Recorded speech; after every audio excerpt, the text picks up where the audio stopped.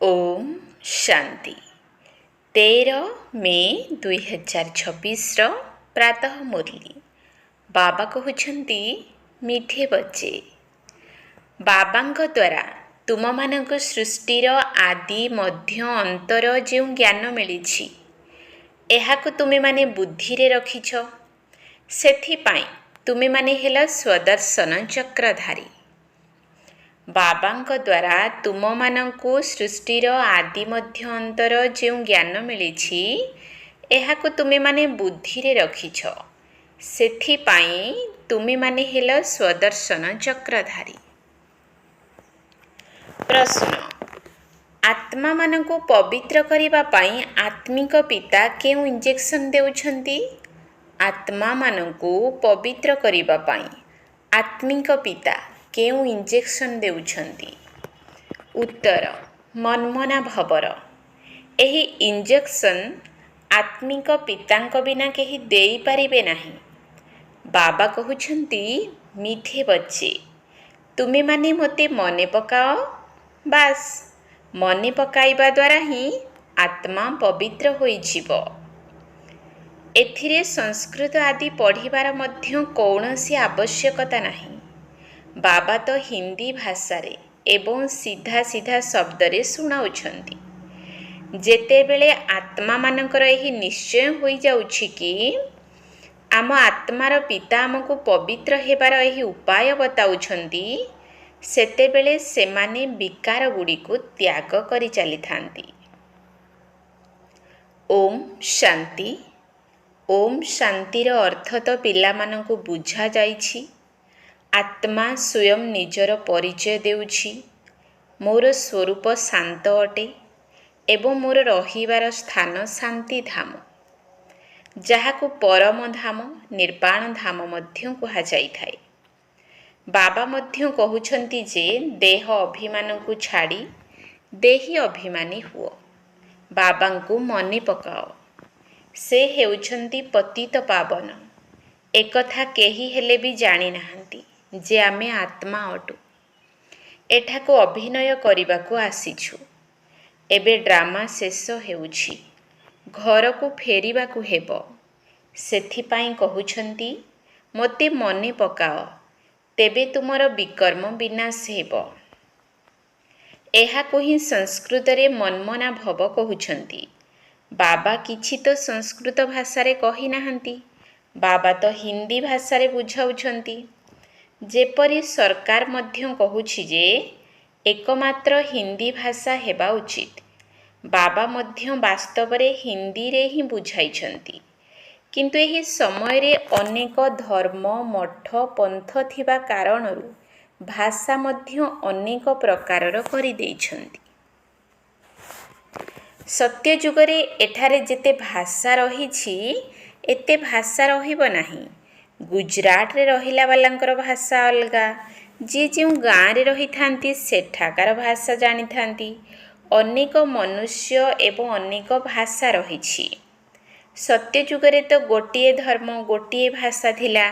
एबे तुम संतान मानकर बुद्धि रे सृष्टिर आदि मध्य अंतर ज्ञान अछि।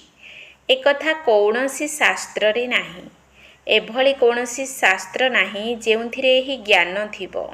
ना सेथिरे कल्पर आयु लेखा जाइछि ना काहाको एकथा जणा अछि। सृष्टि तो एक ही अटे। सृष्टिर चक्र घुरी चलिछि। नुआरु पुरुणा पुरुणारु पुणी नुआ हेउछि। एहाकु ही स्वदर्शन चक्र बुली कुहा जाउछि। जहांक पाखरे एही चक्रर ज्ञान अछि तांको स्वदर्शन चक्रधारी कुहा जाउछि। आत्मा मध्यरे एही ज्ञान रही थाए। एही सृष्टि चक्र किपरि घुरुछि सेमाने पुणी श्रीकृष्ण को विष्णु को स्वदर्शन चक्र देई देइछंती। एबे बाबा बुझाउछंती सेमानक पाखरे तो एही ज्ञान नथिला। सृष्टिर आदि मध्य अंतर ज्ञान बाबा ही देउछंती। एहा ही हेउछि स्वदर्शन चक्र। बाकी कौनसी हिंसार कथा नाही जहा द्वारा गला कटि जिबार संभावना अछि। एसबु मिछ कथा लेखि देइछंती। एही ज्ञान बाबांक व्यतीत कौनसी मनुष्य मात्र देई पारिबे नाही। ମନୁଷ୍ୟକୁ କେବେ ଭଗବାନ ବୋଲି କୁହାଯିବ ନାହିଁ। ଯେପରିକି ବ୍ରହ୍ମା, ବିଷ୍ଣୁ, ଶଙ୍କରଙ୍କୁ ମଧ୍ୟ ଦେବତା କୁହାଯାଉଛି। ବାବାଙ୍କର ଯେଉଁ ମହିମା ରହିଛି ତାହା ଦେବତାମାନଙ୍କର ମଧ୍ୟ ନାହିଁ। ବାବା ତ ରାଜଯୋଗ ଶିଖାଉଛନ୍ତି। ଏପରି କୁହାଯିବ ନାହିଁ ଯେ ପିଲାମାନଙ୍କର ମଧ୍ୟ ମହିମା ଅଟେ ଯାହା ବାବାଙ୍କର ଅଟେ। ପୁଣି ବି ପିଲାମାନେ ପୁନର୍ଜନ୍ମ ନେଇଥାନ୍ତି। ବାବା ତ ପୁନର୍ଜନ୍ମ ନେଇନଥାନ୍ତି। ପିଲାମାନେ ବାବାଙ୍କୁ ମନେ ପକାଉଛନ୍ତି। ସର୍ବୋଚ୍ଚ ହେଲେ ଭଗବାନ। ସେ ସର୍ବଦା ପବିତ୍ର ଅଟନ୍ତି। ପିଲାମାନେ ପବିତ୍ର ହୋଇ ପୁଣି ପତିତ ହୋଇଯାଉଛନ୍ତି। ବାବା ତ ସର୍ବଦା ପବିତ୍ର ହିଁ ଅଟନ୍ତି। ପିଲାମାନଙ୍କୁ ବାବାଙ୍କର ସମ୍ପତ୍ତି ନିଶ୍ଚୟ ଦରକାର। ପ୍ରଥମତଃ ମୁକ୍ତି ଦରକାର, ଦ୍ୱିତୀୟରେ ଜୀବନ ମୁକ୍ତି ଦରକାର। ଶାନ୍ତି ଧାମକୁ ମୁକ୍ତି, ସୁଖ ଧାମକୁ ଜୀବନ ମୁକ୍ତି କୁହାଯାଉଛି। ମୁକ୍ତି ତ ସମସ୍ତଙ୍କୁ ମିଳିବ। ଯେଉଁମାନେ ପଢ଼ିବେ ସେମାନଙ୍କୁ ଜୀବନ ମୁକ୍ତି ମିଳିବ। ବାସ୍ତବରେ ଭାରତରେ ଜୀବନ ମୁକ୍ତି ଥିଲା। ବାକି ସବୁ ଏତେ ଆତ୍ମାମାନେ ମୁକ୍ତିଧାମରେ ଥିଲେ। ସତ୍ୟଯୁଗରେ କେବଳ ଏକ ହିଁ ଭାରତ ଦେଶ ଥିଲା। ସେଠାରେ ଲକ୍ଷ୍ମୀ ନାରାୟଣଙ୍କର ରାଜ୍ୟ ଥିଲା।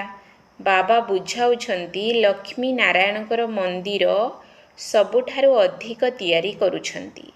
ବିରଳା ଆଦି ଯିଏକି ଲକ୍ଷ୍ମୀ ନାରାୟଣଙ୍କର ମନ୍ଦିର ତିଆରି କରୁଛନ୍ତି, ସେମାନେ ଏକଥା ଜାଣିନାହାନ୍ତି ଯେ ଲକ୍ଷ୍ମୀ ନାରାୟଣଙ୍କୁ ଏହି ବାଦଶାହୀ କେଉଁଠାରୁ ମିଳିଲା। ସେମାନେ କେତେ ସମୟ ରାଜତ୍ୱ କରିଥିଲେ, ପୁଣି କେଉଁଆଡ଼େ ଗଲେ, କିଛି ହେଲେ ବି ଜାଣିନାହାନ୍ତି।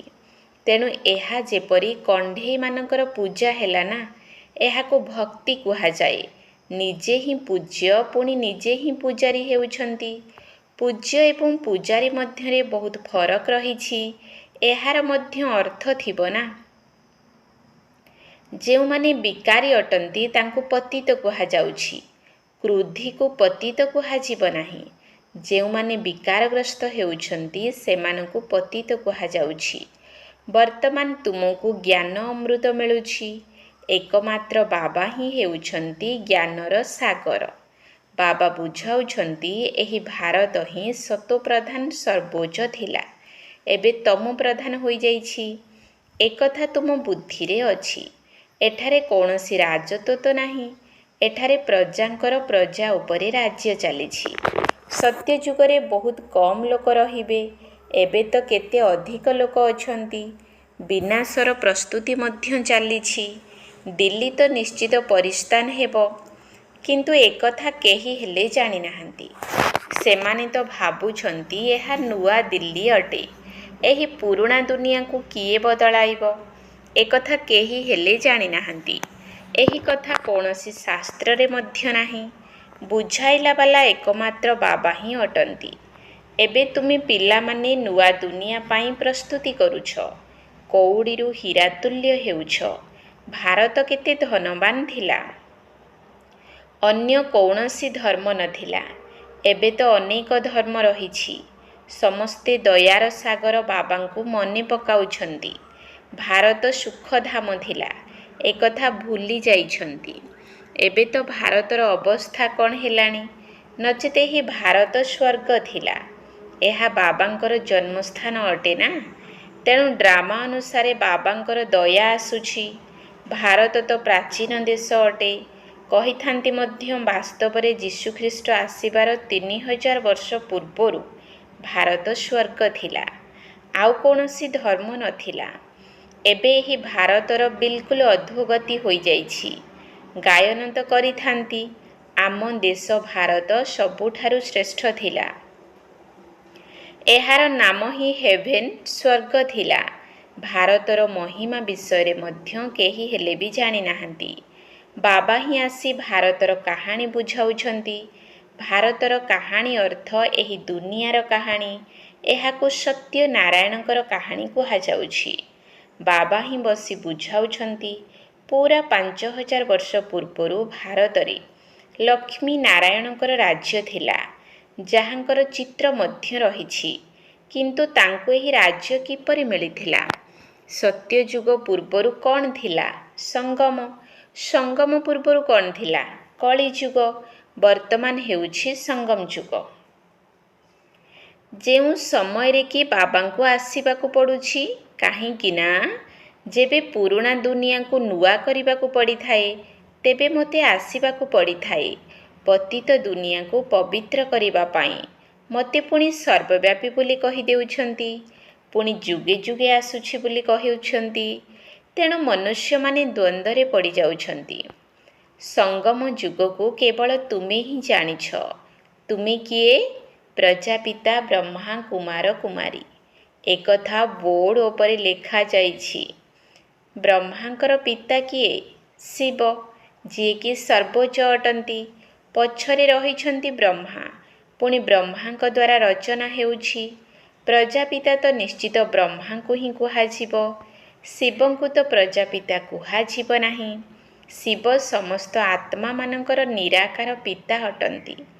ପୁଣି ଏଠାକୁ ଆସି ପ୍ରଜାପିତା ବ୍ରହ୍ମାଙ୍କ ଦ୍ୱାରା ସନ୍ତାନମାନଙ୍କୁ ପୋଷ୍ୟ ସନ୍ତାନ ରୂପେ ଗ୍ରହଣ କରୁଛନ୍ତି। ବାବା ବୁଝାଉଛନ୍ତି, ମୁଁ ଏହାଙ୍କ ଶରୀରରେ ପ୍ରବେଶ କରିଛି। ବ୍ରହ୍ମାଙ୍କ ଦ୍ୱାରା ତୁମେ ମୁଖ ବଂଶାବଳୀ ବ୍ରାହ୍ମଣ ହୋଇଛ। ବ୍ରହ୍ମାଙ୍କ ଦ୍ୱାରା ହିଁ ତୁମକୁ ବ୍ରାହ୍ମଣ କରାଇ ପୁଣି ଦେବତା କରାଉଛି। ଏବେ ତୁମେ ବ୍ରହ୍ମାଙ୍କର ସନ୍ତାନ ହୋଇଛ। ବ୍ରହ୍ମା କାହାର ସନ୍ତାନ ଅଟନ୍ତି? ବ୍ରହ୍ମାଙ୍କର ପିତାଙ୍କର କୌଣସି ନାମ ରହିଅଛି କି? ସେ ହେଉଛନ୍ତି ଶିବ, ନିରାକାର।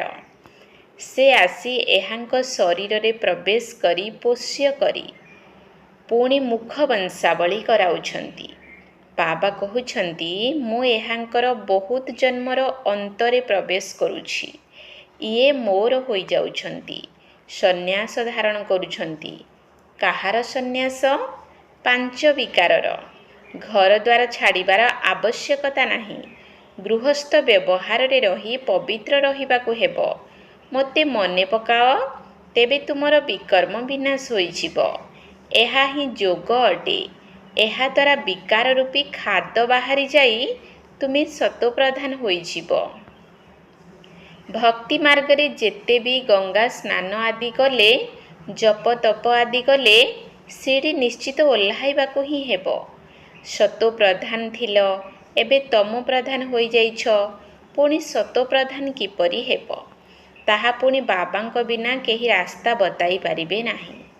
ବାବା ତ ବିଲକୁଲ ହିଁ ସହଜ ଭାବରେ ବତାଉଛନ୍ତି ଯେ ମୋତେ ମନେ ପକାଅ। ସେ ଆତ୍ମାମାନଙ୍କ ସହିତ ହିଁ କଥା ହେଉଛନ୍ତି। କୌଣସି ଗୁଜୁରାଟୀ ଅଥବା ସିନ୍ଧୀମାନଙ୍କ ସହିତ କଥା ହେଉନାହାନ୍ତି। ଏହା ହିଁ ହେଉଛି ରୁହାନୀ ଜ୍ଞାନ। ଶାସ୍ତ୍ରଗୁଡ଼ିକରେ ଶରୀର ସମ୍ବନ୍ଧୀୟ ଜ୍ଞାନ ରହିଛି। ଆତ୍ମାକୁ ହିଁ ଜ୍ଞାନ ଦରକାର। ଆତ୍ମା ହିଁ ପତିତ ହୋଇଯାଇଛି। ଆତ୍ମାକୁ ହିଁ ରୁହାନୀ ଇଞ୍ଜେକ୍ସନ ଆବଶ୍ୟକ। ବାବାଙ୍କୁ ହିଁ ରୁହାନୀ ଅବିନାଶୀ ସର୍ଜନ କୁହାଯାଉଛି। ସେ ଆସି ନିଜର ପରିଚୟ ଦେଉଛନ୍ତି ଯେ ମୁଁ ତୁମର ରୁହାନୀ ସର୍ଜନ ଅଟେ। ତୁମର ଆତ୍ମା ପତିତ ହୋଇଯାଇଥିବା କାରଣରୁ ଶରୀର ମଧ୍ୟ ରୋଗୀ ହୋଇଯାଇଛି। ଏହି ସମୟରେ ଭାରତବାସୀ ତଥା ସାରା ଦୁନିଆ ନର୍କବାସୀ ହୋଇଯାଇଛନ୍ତି। ପୁଣି ସ୍ୱର୍ଗବାସୀ କିପରି ହୋଇପାରିବେ? ଏକଥା ବାବା ବୁଝାଉଛନ୍ତି। ବାବା କହୁଛନ୍ତି, ମୁଁ ହିଁ ଆସି ସବୁ ପିଲାମାନଙ୍କୁ ସ୍ୱର୍ଗବାସୀ କରାଉଛି। ତୁମେ ମଧ୍ୟ ବୁଝୁଛ ଯେ ବାସ୍ତବରେ ଆମେ ନର୍କବାସୀ ଥିଲୁ। କଳିଯୁଗକୁ ନର୍କ କୁହାଯାଇଥାଏ। ଏବେ ନର୍କର ମଧ୍ୟ ଅନ୍ତ ସମୟ ଅଟେ। ଏହି ସମୟରେ ଭାରତବାସୀ ରୌରବ ନର୍କରେ ପଡ଼ିଛନ୍ତି। ଏହାକୁ ସାର୍ବଭୌମିକତା ମଧ୍ୟ କୁହାଯିବ ନାହିଁ। ପରସ୍ପର ମଧ୍ୟରେ ଲଢ଼େଇ ଝଗଡ଼ା କରୁଛନ୍ତି। ଏବେ ବାବା ସ୍ୱର୍ଗକୁ ନେଇଯିବାର ଯୋଗ୍ୟ କରାଉଛନ୍ତି। ତେଣୁ ତାଙ୍କ କଥା ମାନିବା ଉଚିତ। ଭାରତବାସୀ ନିଜର ଧର୍ମଶାସ୍ତ୍ରକୁ ମଧ୍ୟ ଜାଣିନାହାନ୍ତି। ବାବାଙ୍କୁ ହିଁ ଜାଣିନାହାନ୍ତି। ବାବା କହୁଛନ୍ତି, ମୁଁ ହିଁ ତୁମକୁ ପତିତରୁ ପାବନ କରାଇଥିଲି। ଶ୍ରୀକୃଷ୍ଣ କରାଇ ନଥିଲେ। ଶ୍ରୀକୃଷ୍ଣ ତ ପ୍ରଥମ ନମ୍ବରର ପବିତ୍ର ଥିଲେ। ତାଙ୍କୁ ଶ୍ୟାମ ସୁନ୍ଦର ମଧ୍ୟ କୁହାଯାଏ। ଶ୍ରୀକୃଷ୍ଣଙ୍କର ଆତ୍ମା ପୁନର୍ଜନ୍ମ ନେଇ ନେଇ ଏବେ ଶ୍ୟାମଳ ହୋଇଯାଇଛନ୍ତି। କାମଚିତାରେ ବସି କଳା ହୋଇଯାଇଛନ୍ତି। ଜଗଦମ୍ବାଙ୍କୁ କାଳୀ ରୂପେ କାହିଁକି ଦେଖାଇଛନ୍ତି? ଏକଥା କେହି ଜାଣିନାହାନ୍ତି। ଶ୍ରୀକୃଷ୍ଣଙ୍କୁ ଯେପରି କଳା ଦେଖାଇଛନ୍ତି ସେହିପରି ଜଗଦମ୍ବାଙ୍କୁ ମଧ୍ୟ କଳା ଦେଖାଉଛନ୍ତି। ଏବେ ତୁମେ କଳା ଅଟ ପୁଣି ସୁନ୍ଦର ହେଉଛ। ତୁମେ ସମସ୍ତେ ବୁଝାଇ ପାରିବ ଯେ ଏହି ଭାରତ ବହୁତ ସୁନ୍ଦର ଥିଲା। ସୌନ୍ଦର୍ଯ୍ୟତା ଦେଖିବାର ଅଛି ତ ଆଜମେରରେ ଥିବା ସୁନାର ଦ୍ୱାରିକା ଦେଖ। ସ୍ୱର୍ଗରେ ସୁନା ହୀରାର ମହଲ ଥିଲା, ଏବେ ତ ପଥରର ମହଲ ରହିଛି। ସବୁ ତମୋ ପ୍ରଧାନ ହୋଇଯାଇଛି। ତେବେ ପିଲାମାନେ ଜାଣିଛନ୍ତି ଯେ ଶିବ ବାବା ବ୍ରହ୍ମା ଦାଦା ଉଭୟ ଏକତ୍ର ରହିଛନ୍ତି, ସେଥିପାଇଁ ବାପ ଦାଦା ବୋଲି କହୁଛନ୍ତି। ଶିବ ବାବାଙ୍କଠାରୁ ସମ୍ପତ୍ତି ମିଳୁଛି। ଯଦି ଦାଦାଙ୍କଠାରୁ ସମ୍ପତ୍ତି ମିଳୁଛି ବୋଲି କହିବା, ତେବେ ଶିବ ବାବାଙ୍କ ପାଖରେ କ'ଣ ଅଛି?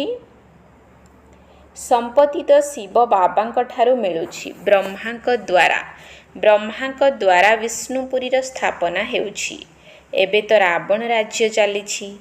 ତୁମ ବ୍ୟତୀତ ସମସ୍ତେ ଏଠାରେ ନର୍କବାସୀ ଅଟନ୍ତି। ତୁମେ ଏବେ ସଙ୍ଗମରେ ଅଛ। ଏବେ ପତିତରୁ ପାବନ ହେଉଛ, ପୁଣି ବିଶ୍ୱର ମାଲିକ ହୋଇଯିବ। ଏକଥା କେହି ମନୁଷ୍ୟ ପଢ଼ାଉ ନାହାନ୍ତି। ତୁମକୁ କିଏ ମୁରଲୀ ଶୁଣାଉଛନ୍ତି? ଶିବ ବାବା। ସେ ପରମ ଧାମରୁ ଆସୁଛନ୍ତି, ପୁରୁଣା ଦୁନିଆ ପୁରୁଣା ଶରୀରରେ। ଯଦି କାହାର ନିଶ୍ଚୟ ହୋଇଯିବ, ତେବେ ବାବାଙ୍କ ସହିତ ମିଶିବା ବିନା ରହିପାରିବେ ନାହିଁ। କହିବେ ଯେ ପ୍ରଥମେ ବେହଦ୍ର ବାବାଙ୍କ ସହିତ ମିଶିବୁ, ବାବାଙ୍କ ସହିତ ନ ମିଶି ରହିପାରିବୁ ନାହିଁ। କହିବେ ବେହଦ୍ର ବାବା ଯିଏକି ସ୍ୱର୍ଗର ମାଲିକ କରାଉଛନ୍ତି, ତାଙ୍କ ପାଖକୁ ଆମକୁ ତୁରନ୍ତ ନେଇ ଚାଲ। ଆମେ ଟିକେ ଦେଖିବୁ ତ କିଏ ଶିବ ବାବାଙ୍କର ରଥ ଅଟନ୍ତି। ଲୋକମାନେ ମଧ୍ୟ ଘୋଡ଼ାର ଶୃଙ୍ଗାର କରିଥାନ୍ତି। ଆତ୍ମାର ସଂକେତ ରୂପରେ ତା ମୁଣ୍ଡରେ ତିଳକ ଲଗାଇଥାନ୍ତି। ସେହି ଘୋଡ଼ା ମହମ୍ମଦଙ୍କର ଥିଲା, ଯିଏକି ଧର୍ମ ସ୍ଥାପନ କରିଥିଲେ। ଭାରତବାସୀ ପୁଣି ବୃଷଭକୁ ତିଳକ ଦେଇ ମନ୍ଦିରରେ ରଖିଥାନ୍ତି।